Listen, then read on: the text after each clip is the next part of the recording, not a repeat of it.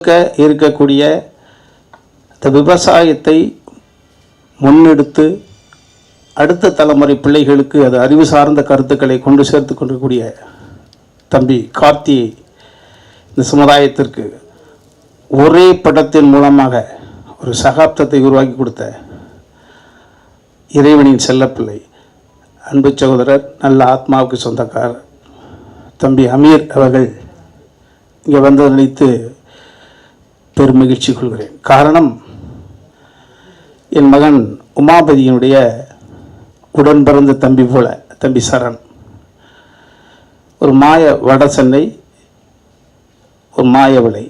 இந்த மாயவிளை ரிலீஸுக்கு முன்னாலே தான் வார்த்தெடுக்கக்கூடிய அந்த குழந்தையை அடுத்த கட்டத்துக்கு நகர்த்தி கொடுக்கட்டும். மிகப்பெரிய ஒரு பின்புலம் கிடையாது. அந்த ஒரு சாமானியன் ஒரு அந்த சரண் என்ற ஒரு தம்பிக்காக வந்து நிற்கக்கூடிய அந்த காட்சியை பார்க்கிற பொழுது அதுதான் அமீர். ஸோ அதுவே இந்த நிகழ்ச்சியினுடைய முத்தாய்ப்பு, அதுதான் நிச்சயமாக செய்தியாக வரும். அந்த வகையில் நான் கண்ணனை நினைத்து பெருமை கொள்வேன். காரணம், கண்டேன் காதலை என்ற ஒரு படத்தில் ஒரே ஒரு காட்சி தான் எனக்கு நடிப்பதற்காக தம்பி கொடுத்தான். நாங்கள் மைனா படம் எடுத்துக்கொண்டிருக்கிற பொழுது ஃபைனான்ஸ் விஷயமாக எனது சகோதரர் பிரபு சாலமன் அவர்களும் அந்த படத்தினுடைய இணை தயாரிப்பாளராக இருந்த ஜான் மேக்ஸ் அவர்களும் கோயம்புத்தூர் சென்றிருந்த பொழுது இந்த பணம் அது சம்மந்தப்பட்ட டிஸ்கஸ் இடையில் ஒரு கேப் கிடச்சிருக்கு. கண்டேன் காதலை படத்தை பார்த்துட்ருக்கேன். அப்போ நான் வந்த காட்சி தம்பி சந்தானம் அவர்களோடு மறைந்த அமரர் மரியாதைக்குரிய மனோபலா சார் அவர்களோட காம்பினேஷன் வெடிச்சிரிப்பாக சிரிச்சிருக்கிறாங்க. அப்போ ஒரு தாழ்வு மனப்பான்மை, என்னடா டோட்டலாக நியூ ஃபேஸை வச்சு எடுத்துகிட்டு இருக்கோது எப்படி கனெக்ட் ஆகும்னு நினச்சிக்கிட்டு ஒரு பதட்டத்திலிருந்து பார்க்க இருக்குது. அப்போ பிரபுசாலன் சார் அடிக்க சொல்கிறார், நம்மளும் ஒரு நடிகனை வச்சு தாயா படம் எடுக்கிறோம். ஸோ அன்று முதல் நான் பலதை எந்த காலத்தில் மறக்காதவன்.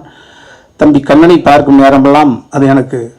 ஸோ தம்பி அமீர்கள் அவர்கள் சொல்வதைப் போல ஒரு படம் என்பது ஏற்றம் இறக்கம் இருக்கும். தம்பி கண்ணன் விதிவிலக்கல்ல, ஆனால் கடுமையான உழைப்பாளி. அவருடைய ஏற்றத்தில் பங்கு பெறுவதல்ல, அவன் இறக்கத்தில் தடுமாறுகிற பொழுதும் தாங்கி பிடிக்கக்கூடிய இதயங்கள் நிறைய பேர் அன்பு தம்பி சம்பாதித்து வைத்திருக்கிறார். அதனுடைய காட்சி தான் இவ்வளவு பெரிய பணபலம் அல்லது அதிகார பலம். நான் நினைத்தால் இந்த தம்பியினுடைய சங்கடத்தை போக்க முடியும் என்ற வல்லமை கொண்டவர்களா அனைவரும் என் அன்பு தம்பி கண்ணன் அவர்களை சுற்றி சூழ்ந்திருக்கிறீர்கள். நிச்சயமாக ஒரு போராளிக்கு, கடின உழைப்பாளிக்கு எவரெல்லாம் கை கொடுத்து உச்சத்துக்கு அழைத்து செல்கிறார்களோ அத்தனை பேரும் கடவுளுடைய பிரதிநிதிகள். வளம் கொளித்து இருக்கக்கூடிய ஒரு மனிதனுக்கு பலம் கொடுப்பது என்பது வாழ்க்கை அல்ல. தடுமாறி இருக்கக்கூடிய ஒரு அற்புதமான திறன் கொண்ட ஒரு கலைஞனுக்கு கரம் கொடுப்பது என்பது கடவுளுடைய நேரடி ஆசீர்வாதிக்கப்பட்டவர்கள்.